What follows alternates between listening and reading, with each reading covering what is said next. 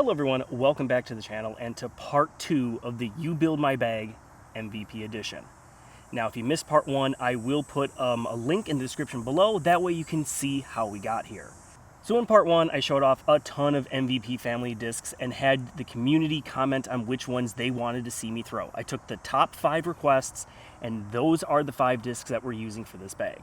If you want to know what those 5 are, well, here we go. We have the Proton Crave, the Lazadal Eclipse Hex, the Prism Plasma Pyro, an Electron Soft Pixel, and also a Cosmic Neutron Pilot. So this video is going to be a 10-hole challenge here at the newly redesigned Lions Park in Shakopee, Minnesota. And I wanted to highlight some of the new changes that they made to the course. So this video kind of serves 2 purposes. Okay, so for the rules, there are 10 holes, 5 discs. So I have to use each one off the tee twice, and I cannot throw the same disc in a row. So if I putt out with one, that means I can't use it on the next tee. If it's a par 4 and I use it as, say, the drive or the second shot, I can't use it for the next. So maybe a little bit of strategy as we get down to the final holes. Also, I did come out here a little bit earlier and posted a baseline score of -3 with my regular bag. So that is the score we're shooting for, -3. If I can meet or beat, then I win. But if I cannot meet or beat my score, then you guys win, because one lucky commenter on either part 1 or here on part 2 will then be able to win one of the discs that are used in this video. So comment down below if you think I'm going to beat my score, meet the score, or come up a little bit short. So hole 1 is very straightforward, kind of an easy way to get your round going, as it's very wide open, so you can throw most shots that you would want to. However, as you get closer to the circle, you want to be careful. It's 371 feet. However, within the circle, you have 2 kind of hazards. You have trees on the left-hand side, and you have an OB hockey rink on the right. So that kind of negates just straight hyzer plays. So you really want to either be throwing a flex that flexes out into the gap, or you want to just throw something directly at the basket. All right, I'm gonna put this on an anhyzer, see if I can give it a little bit of a baby flex. Or just throw it flat on hyzer. It's in the middle, it'll play.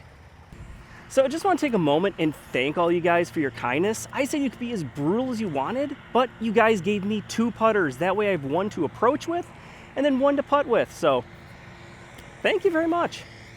Now I just have to hope I don't shank the shot. That's a pixel.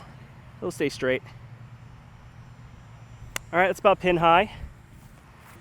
All right, so it did go just a hair long and up against the OB line, so I do get about 1 meter in. I'll just take part of that. And there's just about a 10-footer. There we go, good par start the day. All right, now we're up to hole 2, which is another pretty straightforward hole. You have the hockey rink on the right-hand side, but there is a Mando to keep you to the left of it. Now the basket looks like it is directly behind that hockey rink, but don't be fooled. There actually is a good amount of space, about 25 feet or so. So you don't want something that is just going to get around the Mando. You want something that's gonna push forward just a little long of the Mando and then hyzer on out. So for your righties, it is going to be a forehand or a wide turnover. Lefties, just a stock hyzer. All right, so this is one I should get a birdie on. So we're going to throw a pixel on a slight hyzer and just get it around.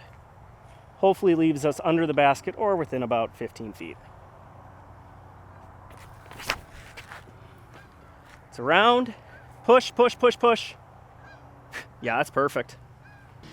Well, as you can see, absolutely parked, so we're gonna see how the pyro putts. Cheating Lefty approved as a putter, the pyro. So jumping ahead to hole 4, you have a Mando tree on the left-hand side to protect the walkers on the walking path. You have a tree right down the middle of the fairway, and then also a tree on the right-hand side. So you have to choose off the tee. Do you want to take the left gap or the right gap? If you choose the right gap, it has a much lower ceiling off the tee. Left gap, a little bit more open, but then you do bring that Mando into play. So, first look at the Lizado Hex. I'm going to keep it low, but aim for the left gap, just pretty much straight ahead, and just kind of let it hit around the base of that middle tree and then skip up to the basket.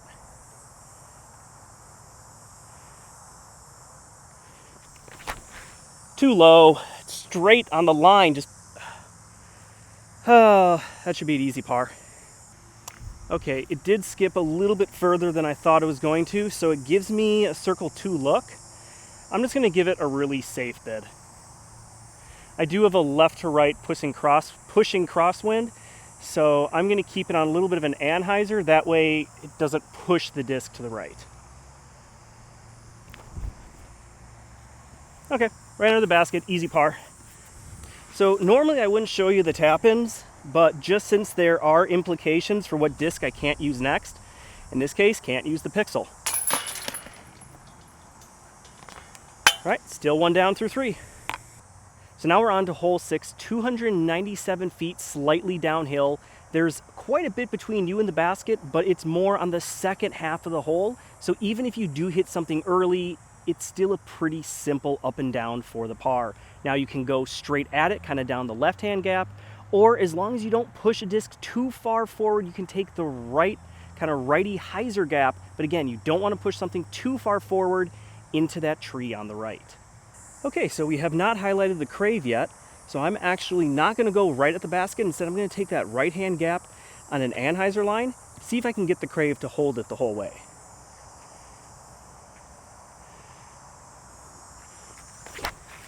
Oh yeah, there we go. Hold, keep holding. Okay, we will take it. Here we go, another about 8 to 10 footer for a birdie.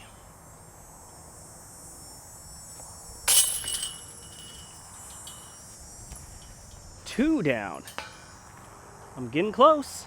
All right, so on to hole 7, a 597 foot par 4. You cannot go out over the field. There is a Mando keeping you through this small gap, which is kind of more of a pitch up shot. And then the second shot is the most important, is that you have all that free airspace. You do have the OB field though out on the left-hand side that you do have to be careful for. Okay, so we still have that left to right wind. I'm gonna throw a forehand with the Pyro just because it is very overstable, and it's just kind of a chip shot anyway, so I just want something to get out into the open field.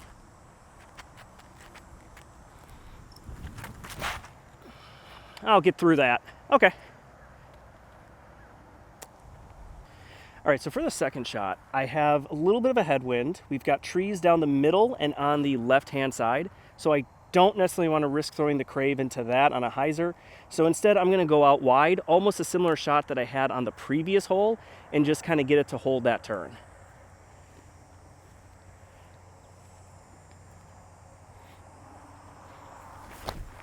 A little bit low, but oh well. Just have to get up and down for the par. All right, still got a little bit of meat on the bone. We're gonna go with the Pilot, just put it up close.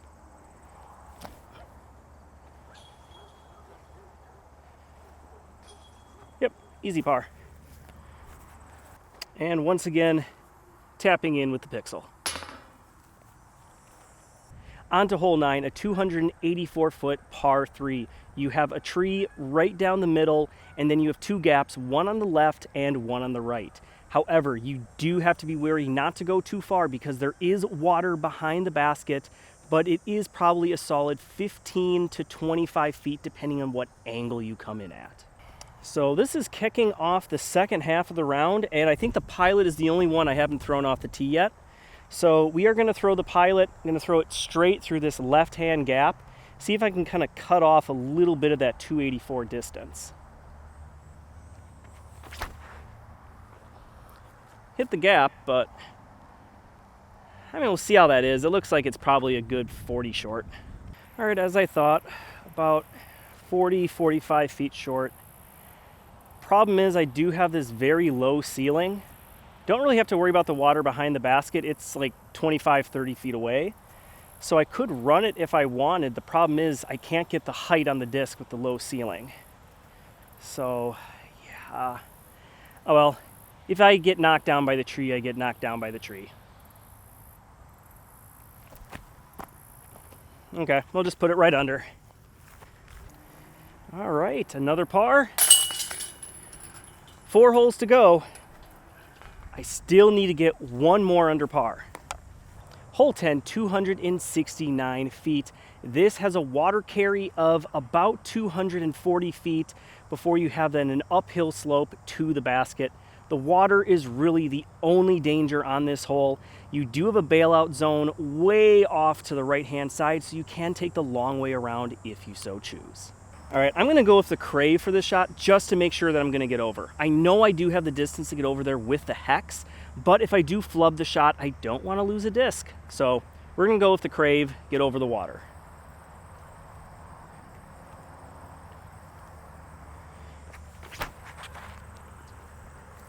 Push, keep pushing, keep pushing. All right. See, never a doubt that it was gonna be safe. All right, this is a big birdie. As you're gonna see on the next hole, it could easily be a big swing. So yeah, I need to get this birdie, and I know I want the pixel on the next hole, so I have to use the pilot for this putt. On to hole 12, a 211-foot par 3, very wide open shot, except if you notice the gigantic structure about 50 feet short of the basket. That is a quadruple Mando. If you miss that Mando, you are putting from the front of that structure, meaning that your par putt is from 55 to 60 feet away. Now you know why I wanted to get that birdie on the last hole, because bogey is definitely in play. All right, so we're gonna go with the straightest disc that I have, and that's the pixel. Hopefully make the Mando, at least at worst, get an easy 3. Keep that at least on par for the goal. But in regards for the quadruple Mando itself, if you want to know just my personal thoughts, right now I don't necessarily like it because you have baseline putters and that thing is made out of metal. It is going to chunk these things up to no end if you just hit it dead on. So I know they're planning on doing a few things with it, so I'll wait for final judgment until the whole thing is completed. But at least for right now, not my favorite thing. Oh, come on. Heiser, get through it. Okay, maybe a little short, but that's good. Step 1 is down, made the quadruple Mando. Now, pilot for the birdie. Could lay it up for par. Where's the fun though in that? Never a doubt, right? So now we're on hole 14, 468-foot par 4, slightly uphill to start the hole and then it levels out, but there is a lot in the way. Several trees right off the tee pad, so you have to decide which gap you're gonna take to set up your second shot. Additionally, there is an OB walking path that does wind through the hole on the left-hand side, so OB is still in play. Okay, so with using the pilot on the last hole, that means I have to use the hex on this hole. And I'm gonna go through the left-hand gap. Gotta keep it low and make sure I don't kick left OB. Just gonna try to get as far up the fairway as possible. Yep, just hyzer around that tree. Perfect, middle of the fairway. All right, so have a straight shot to the basket. There is a tree on the right-hand side just short. So I'm gonna try to throw this on just a gentle flex out to the right and then have it fight its way back.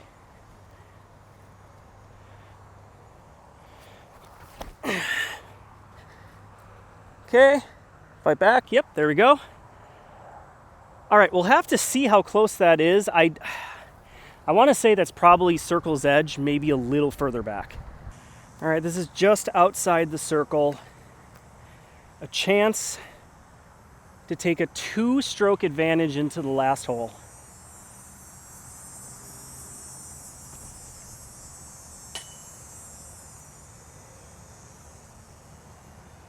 Thank you. I'm not sure, you guys may have noticed, but I just created a huge blunder. If I had made that putt, I've thrown every single disc off the tee twice except for the pilot. If I made it, I could not throw it off the tee which means I would have lost. Right then and there, I would have lost. Lucky it came up short.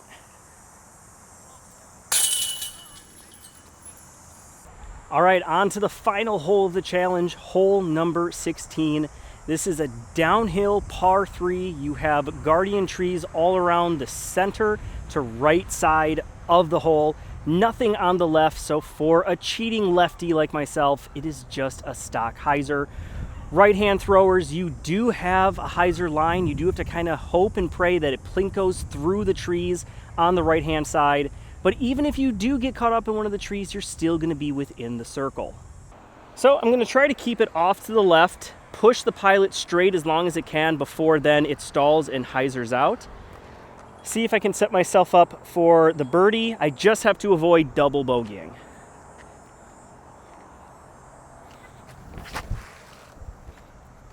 Oh, is it long enough? Get around that tree. It just caught the back end of it. I have a few shots to give, so we may as well end this video in style with the Pixel.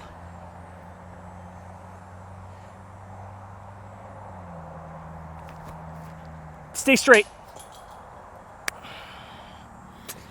Ooh. So close. And for the par.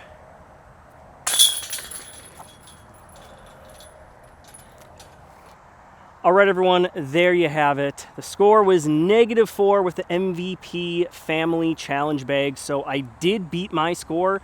So unfortunately, no giveaway disc this time. However, I do hope to do more of these videos and at least another one before the end of the filming season, as winter is going to be upon me very, very soon here. But I'm going to try to get another one of these out. So be sure you're a subscriber and also hit that notification bell. That way you do not miss out on your next opportunity. Also, please let me know if you like this style of videos. Again, I want to try to do more of these, but I also will only do that if you guys enjoy it. Thank you so much, everyone. See you in the next one.